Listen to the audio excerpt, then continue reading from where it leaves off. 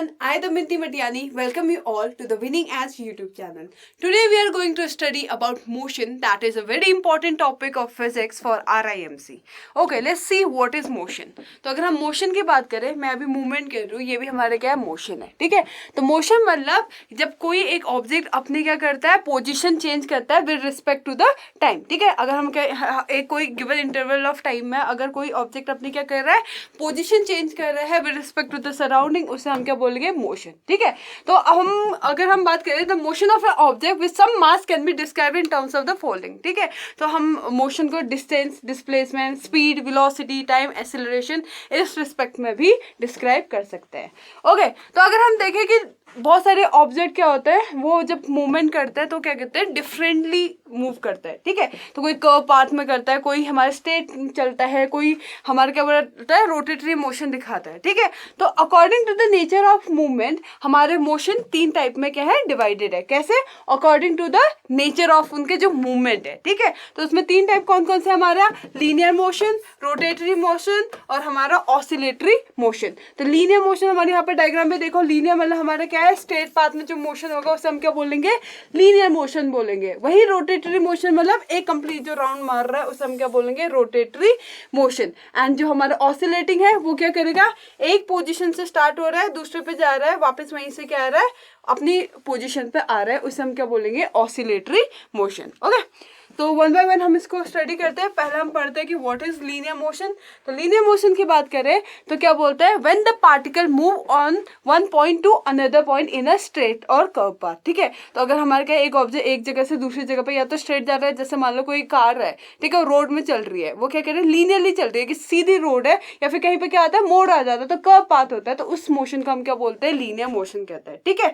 तो अगर हम बात करें, लीनियर मोशन भी हमारे क्या होता है, दो पार्ट्स में डिवाइडेड होता है. एक होता है रेक्टिलिनियर मोशन और एक होता है कर्वीलिनियर मोशन. तो रेक्टिलिनियर मोशन क्या होता है, जब हमारा क्या होगा, स्ट्रेट लाइन, बिल्कुल अगर ये पॉइंट है हमारा, बिल्कुल स्ट्रेट लाइन में अगर हमारी कोई ऑब्जेक्ट क्या कर रहा है, ट्रेवल कर रहा है, उस मोशन को हम बोलेंगे रेक्टिलिनियर मोशन, ठीक है. Rectilinear motion means motion in a straight line. वही अगर हम बोलते हैं कर्वीलिनियर मोशन, तो क्या होगा, मोशन में क्या होगा, बीच में कोई कर्व आ सकता है, जैसे कोई रोड है उसमें जो मोड़ आते हैं, ठीक है, that is a curvilinear motion, ठीक है. तो फ्यू एग्जांपल्स की बात करें लीनियर मोशन का, तो हमारे जैसे ट्रेन होगी, फुटबॉल हम खेल रहे हैं, ठीक है, तो motion of a car on the road, ये सब हमारे क्या है, लीनियर मोशन के एग्जाम्पल्स हैं, ठीक है. Okay, then talking about the next motion, that is rotatory motion. तो नाम ही बता रहा है, रोटेटरी मोशन मतलब जब कोई बॉडी अपने एक एक्सिस पे ही क्या कर रही है, घूम रही है, तो मतलब एक टोटल ऐसा गोल बना रही है, that is a rotatory motion, ठीक है. तो motion that occurs when a body rotate on its own axis. तो जैसे हम अर्थ की बात करें, तो अर्थ क्या करता है, अपनी ही पोजिशन में क्या करता है, घूमता है. तो कौन सा मोशन दिखा रहा है, रोटेटरी मोशन दिखा रहा है, ठीक है. तो देखो, the motion of the earth about its own axis around the sun is an example of rotatory motion भी बोल सकते हैं, ठीक है. उसके अलावा व्हाइल ड्राइविंग अ कार, जो हमारा व्हील है, ठीक है, जो टायर होता है हमारे गाड़ी के, वो भी हमारे क्या दिखाता है, it also shows our rotatory motion, ठीक है. होप आई थिंक आपको समझ में आ गया होगा कि रोटेटरी मोशन क्या होता है. Now let's talk about the next type of motion, that is oscillatory motion. तो ऑसिलेटरी मोशन क्या होता है, ऑसिलेशन आप लोगों ने पढ़ा होगा. तो ऑसिलेशन क्या होता है, जब हमारे एक मीन पोजीशन से क्या कर रहा है, टू एंड फ्रो जो मूवमेंट हो रहा है, ठीक है. जैसे यहाँ पे क्या है, पेंडुलम है, तो यहाँ से अगर हम ए है, बी है और सी है, तो ए से बी जा रहा है, बी से सी जा रहा है, वापस क्या आएगा, बी आएगा, फिर क्या आएगा, ए पे आएगा. तो ऐसे मोशन को हम क्या बोलते हैं, ऑसिलेटरी मोशन, ठीक है. तो अगर हम डे टू डे लाइफ में अगर इसके एग्जांपल देखें, तो आप लोग झूला झूलते हो, ठीक है. तो झूला झूलते हो तो आगे जाता है, फिर पीछे आता है, फिर और पीछे जाता है, मिडिल में आता है, देन आगे जाता है. तो ये कौन सा मोशन है, हमारा ऑसिलेटरी मोशन है, ठीक है. वहीं पर हम बात करते हैं पेंडुलम. तो जो हमारे क्लॉक का पेंडुलम है, वो भी हमारे क्या शो करता है, ऑसिलेटरी मोशन शो करता है, ठीक है. उसके बाद अगर आप लोगों में से कोई इंस्ट्रूमेंट प्ले करते होंगे, तो हम गिटार प्ले करते हैं, तो गिटार के जो स्ट्रिंग है वो भी जैसे आप टंग करोगे, तो उसमें क्या होता है, स्ट्रिंग भी to and fro motion show करती है. तो उस मोशन को भी हम क्या बोलेंगे, that shows oscillatory motion. Okay, तो हमने तीन टाइप के मोशन पढ़े, होप सो आप लोगों को आ गया होगा. नाउ अब हम बात करते हैं लॉ ऑफ मोशंस की। लॉ ऑफ मोशन में हम सबसे पहले पढ़ते हैं first law of motion, that is a very important topic for the examination point of view. तो फर्स्ट लॉ ऑफ मोशन की बात करते हैं तो क्या बोलता है कि a body continues to be in the state of rest और uniform motion in a straight line unless acted upon by a external unbalance force. तो मतलब कोई ऑब्जेक्ट अगर रेस्ट में है तो वो रेस्ट में ही रहेगा, और अगर यूनिफॉर्म मोशन में है तो वो यूनिफॉर्म मोशन में ही रहेगा जब तक उस पर कोई फोर्स अप्लाइड ना हो, ठीक है। और इसी को हम क्या बोलते हैं, लॉ ऑफ इनर्शिया भी बोला जाता है। प्लीज नोट इट डाउन, बहुत ज्यादा इंपॉर्टेंट है, ठीक है। तो क्या बोलेगा, कोई अगर बॉडी है वो अगर रेस्ट में रुकी हुई तो रेस्ट में ही रहेगी, अगर वो यूनिफॉर्म मोशन में अगर मोशन में है तो भी मोशन में ही रहेगी। कब तक, जब तक उस पर कोई एक्सटर्नल फोर्स ना लगे, ठीक है। एग्जाम्पल देखो, यहाँ पे क्या है, एक फुटबॉल खेल रहा है एक प्लेयर, ठीक है। तो यहाँ पे जो बॉल है वो अभी क्या है, रेस्ट पे ही है, ठीक है। तो ये रेस्ट पे ही रहेगी जब तक इसमें कोई भी फोर्स नहीं लगेगा। अब यहाँ पे क्या हुआ, हमारे किक मारा फुटबॉलर ने, तो क्या हुआ, यहाँ पे एक फोर्स एक्ट हुआ, अभी किस में आ गया, मोशन में। अभी कब तक रहेगा ये मोशन में, तब तक रहेगा जब तक इसको कोई फोर्स रोक न दे, ठीक है। तो जब तक रेस्ट में वो रेस्ट में रहेगा, और कोई चीज अगर मोशन में है वो मोशन में ही रहेगी जब तक उसमें कोई अनबैलेंस फोर्स या कोई दूसरा जो फोर्स है उसको रोक न ले, ठीक है।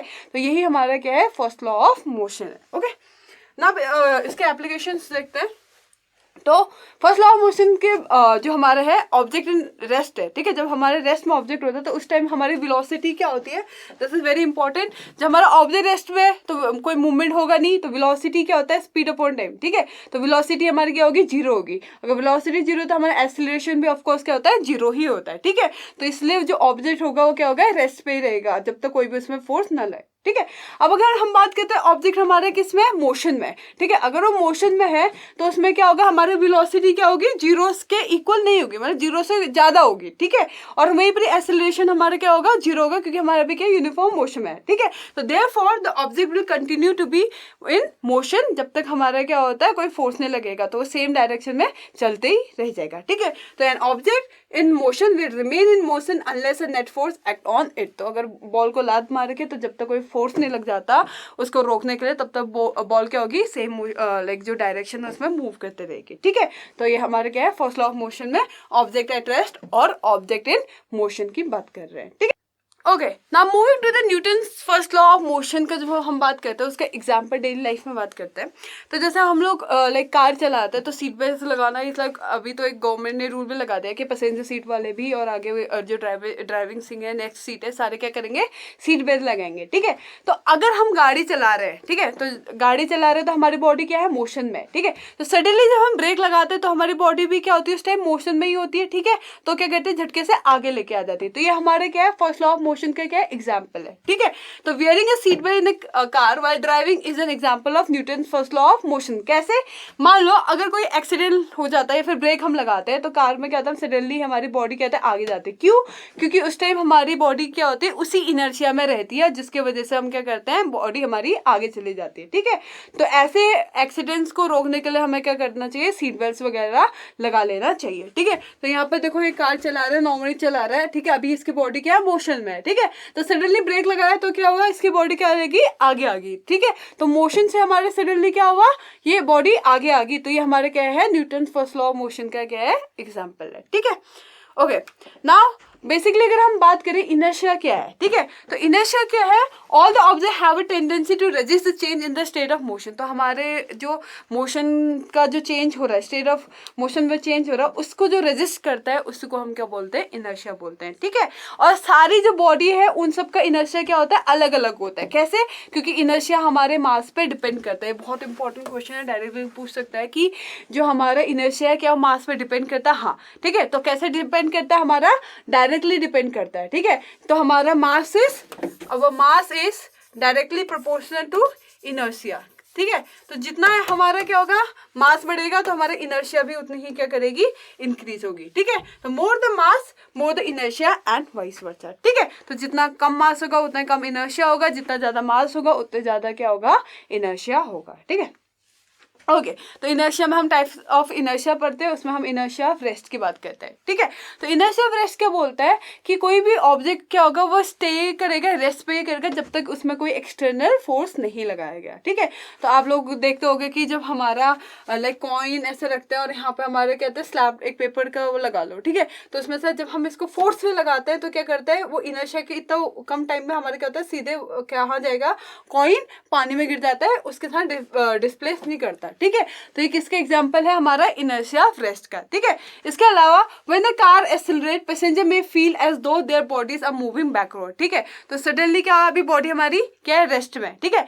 अगर कार अभी स्टार्ट नहीं हो रही, सारे लाइक बैठ रखे हैं और सडनली हम कार स्टार्ट करते हैं, एक्सेलरेट करते हैं, तो हमारी बॉडी क्या होती है, अपने आप ही हमारी बैकवर्ड जाती है, ठीक है। जैसे हम कार स्टार्ट करके एक्सेलरेट कर रहे हैं तो हमारी बॉडी कहाँ जाएगी, बैकवर्ड जाएगी। तो ये भी हमारा एग्जांपल क्या है, इनर्शिया ऑफ रेस्ट का है, ठीक है। उसके बाद हम बात करते हैं second type of inertia, that is inertia of motion. तो इनर्शिया ऑफ मोशन क्या बोलता है कि एक ऑब्जेक्ट क्या करेगा, मोशन में ही रहेगा जब तक उसमें कोई फोर्स हम क्या करें, एक्ट न करें, ठीक है। तो जैसे इसमें एग्जांपल है, a hockey puck will continue to slide across the ice until acted upon by an क्या आउटसाइड फोर्स। तो अगर हम हॉकी खेल रहे हैं आइस में तो क्या करेगा, जब तक कोई फोर्स नहीं लगेगा तब तक वो क्या रहेगा, उसी में ही एक्ट करते रह जाएगा, ठीक है। तो इससे हम क्या करेंगे, इनर्शिया मोशन का एग्जांपल है। ओके अब नेक्स्ट हम जो बात करते हैं that is inertia of direction, ठीक है। तो इनर्शिया ऑफ डायरेक्शन क्या होता है, जब अगर कोई बॉडी किसी हमारे मूवमेंट करी किसी भी डायरेक्शन में, जब तक हमारे क्या हो रहा है, कोई रेजिस्टेंस फोर्स नहीं लग रहा और उसका डायरेक्शन चेंज नहीं होता, उससे हम क्या बोलते हैं, इनर्शिया ऑफ डायरेक्शन। जैसे एग्जाम्पल क्या है, when a car take a sharp turn the driver tends to get throw to the other side due to inertia of direction, ठीक है। तो अगर हम पहाड़ों में क्या कर रहे हैं, मोड़ों में गाड़ी चला रहे हैं, तो जो ड्राइवर होता है वो अगर टर्न ले रहा है तो ऑटोमेटिकली उसकी जो बॉडी होती है उस साइड को अनदर साइड को हो जाती है, थ्रो हो जाती है। तो ये क्यों, किस चीज के example, it is just because of the inertia of direction, ठीक है। तो हमारा ब्रेक लगा के बॉडी का आगे जाना, ठीक है, जब एक्सेलरेट कर रहे हैं बॉडी का पीछे जाना, और हमारे क्या कर रहे हैं, डायरेक्शन जो हमारे है ड्राइवर का लेफ्ट टू राइट होना, this all are the example of inertia, ठीक है। अब हम बात करते हैं नेक्स्ट जो दैट इज मोमेंटम, ठीक है। तो मोमेंटम क्या है, momentum of an object defined as the product of its mass into velocity. हम क्या बोल रहे हैं कि किसी भी ऑब्जेक्ट की जो मोमेंटम है वो क्या होती है हमारी, उसके मास ऑफ वेलोसिटी का क्या होता है, प्रोडक्ट होता है। तो इसका फॉर्मूला होता है P इक्वल्स टू mv, ठीक है। तो P हमारा क्या है, यहाँ पे मोमेंटम है, m is mass and v is velocity, ठीक है। और ये हमारी एक क्या है, वेक्टर क्वांटिटी है। व्हाट इज वेक्टर क्वांटिटी, तो वेक्टर क्वांटिटी वो क्वांटिटी होता है जिसमें क्या होता है, जिसका एक डायरेक्शन होता है, साथ में कोई वैल्यू होती है, मैग्नीट्यूड होती है, उसको हम क्या बोलते हैं, वेक्टर क्वांटिटी। और स्केलर क्वांटिटी क्या होती है, स्केलर क्वांटिटी वो होती है जिसमें कोई डायरेक्शन नहीं होता बट एक पर्टिकुलर क्या होता है, मैग्नीट्यूड होता है, ठीक है। तो उसके बाद हम कहते हैं एग्जांपल्स, हम मोमेंटम की बात करें, अ baseball flying through the air and a bullet fired from a gun, ठीक है। तो अगर बुलेट को फायर कर रहे हैं या फिर हम कह रहे हैं बेसबॉल को हिट करके मार रहे हैं, तो उससे हम क्या बोलेंगे, उससे हम क्या बोलेंगे, मोमेंटम बोलेंगे, ठीक है। तो यहाँ पे देखो एग्जांपल है, momentum is equal to mass into velocity. तो मोमेंटम हमारा जो स्टेशनरी ऑब्जेक्ट है, ठीक है, जो रुका हुआ ऑब्जेक्ट है, उसका मोमेंटम क्या होता है हमारा, zero, as a result of its velocity being zero. तो हमारा क्या है, अगर हम बात करें मास तो कुछ होता है ऑब्जेक्ट का, तो अगर हमारा वेलोसिटी क्या है, जीरो है, तो हमारा क्या होगा, m इंटू वी की बात करें जीरो, तो हमारा प्रोडक्ट जीरो, तो मोमेंटम भी क्या होगा, जीरो होगा, ठीक है। और अगर मोमेंटम इंक्रीज होगा, जैसे मास अगर बढ़ेगा, ठीक है, या अगर वेलोसिटी भी बढ़ रही है तो मोमेंटम भी इंक्रीज होता है, ठीक है। तो हम बात करेंगे जो मोमेंटम है वो हमारे क्या है, डायरेक्टली प्रोपोर्शनल टू हमारा मास है, सेम एज जो मोमेंटम है that is again directly proportional to our velocity. तो अगर मास भी इंक्रीज होगा तो मोमेंटम भी इंक्रीज होगा, और अगर वेलोसिटी इंक्रीज होगी तब भी हमारा क्या होगा, मोमेंटम इंक्रीज होगा। तो मोमेंटम की बात करें तो मोमेंटम क्या है हमारा, मास इंटू वेलोसिटी, ठीक है। तो अगर हमारा अगर दो कार आ रही है, बहुत स्पीड से आ रही है, ठीक है, मास अगर एक का ज्यादा एक का कम है, फिर भी दोनों स्पीड से आ रही है, ठीक है, और उनकी जो वेलोसिटी है वो क्या होगी, ज्यादा होगी। तो जितने ज्यादा अगर हम बात करेंगे टकराएगी, उतना ही ज्यादा क्या होगा, वहां पर मोमेंटम क्रिएट होगा, ठीक है, उतने ही उसमें फिर रिटार्डेशन भी होगा, ठीक है।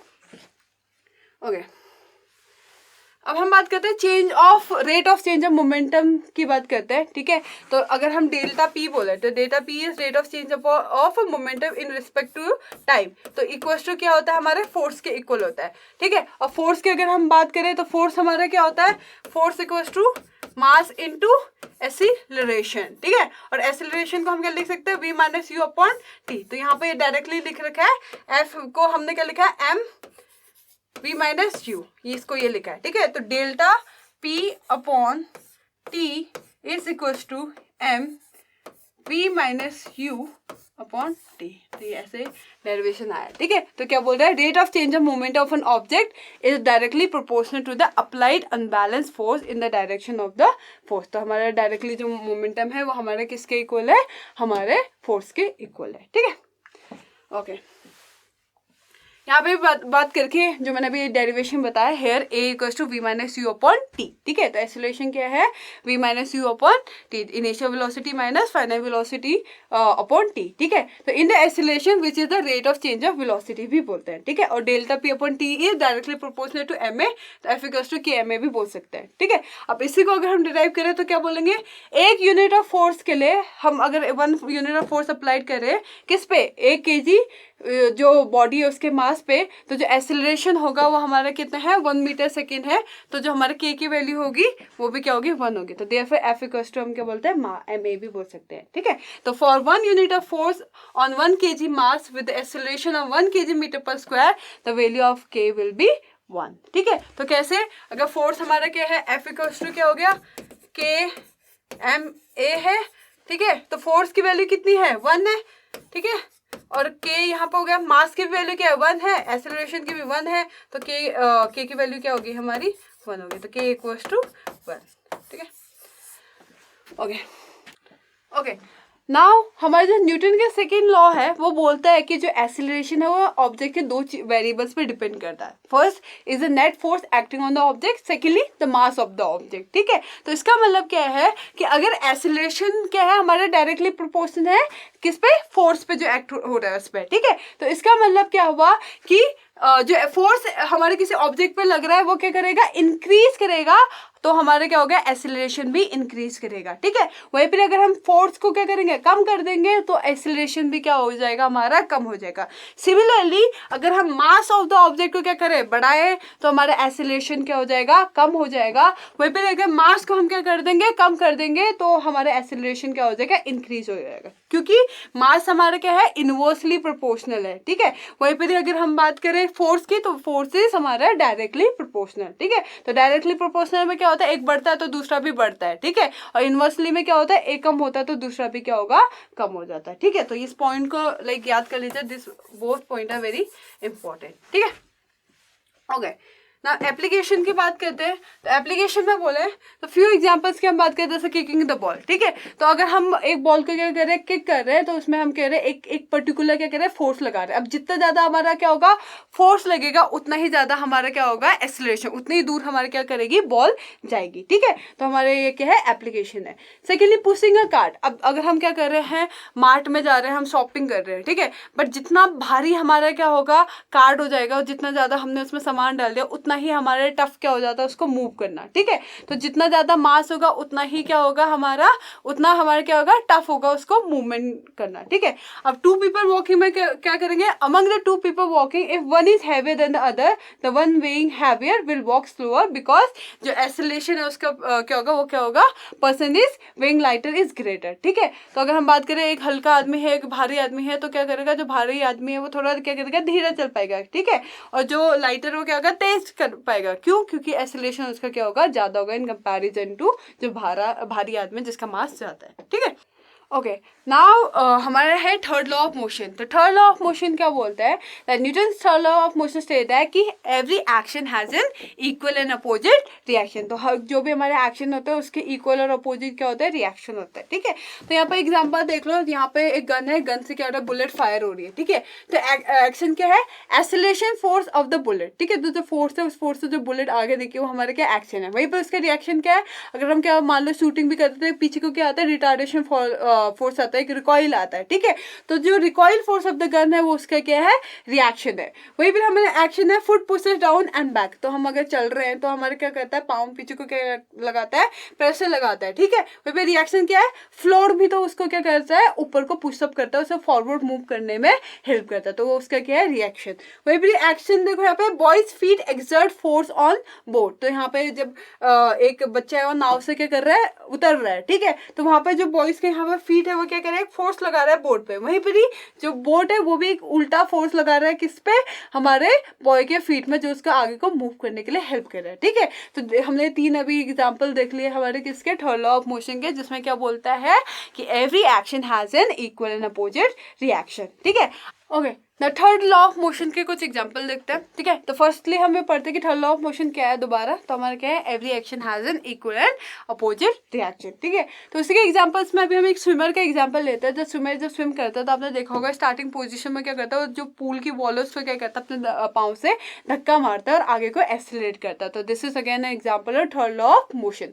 उसके अलावा एक क्वेश्चन यहाँ पे थर्ड क्वेश्चन है कि जो रॉक क्लाइंबर्स हैं, ठीक है, तो अगर ऊपर से रस्सी वर्टिकली अगर डाउनवर्ड है तो उसको अगर आपको खींच रही है, ठीक है, तो हम क्या कहते हैं, रस्सी को पुल करते हैं और अपने बॉडी को ऊपर को लेके जाते हैं। ठीक है, तो that is also an example of third law of motion. ठीक है, तो this is again a very important question. तो ये हमारे क्या है, Newton's third law of motion का एक अच्छा एग्जाम्पल है। ठीक है, तो लेट्स हम सारे न्यूटन्स के लॉ एक बार रिवाइज कर लेते हैं। तो पहले क्या बोलता है, first law of Newton stage that body क्या रहेगा, रेस्ट पे ही रहेगा, ये यूनिफॉर्म मोशन में रहेगा जब तक हम उस पर क्या करें, कोई एक्सटर्नल फोर्स अप्लाई नहीं करें। ठीक है, सेकेंड लॉ ऑफ मोशन क्या स्टेट करता है, that acceleration of an object as produced by the net force is directly proportional to the magnitude of net force in the same direction as the net force and inversely proportional to the mass of the object. Similarly जो third law of motion में क्या बोलता है कि every action has equal and opposite reaction. Okay, so hope so आप लोगों को ये वीडियो पसंद आई हो, और अगर आपको और ऐसी वीडियोस देखनी है तो प्लीज़ हमारे इस चैनल को लाइक एंड सब्सक्राइब करना ना भूलिए। थैंक यू एवरीवन, जय हिंद।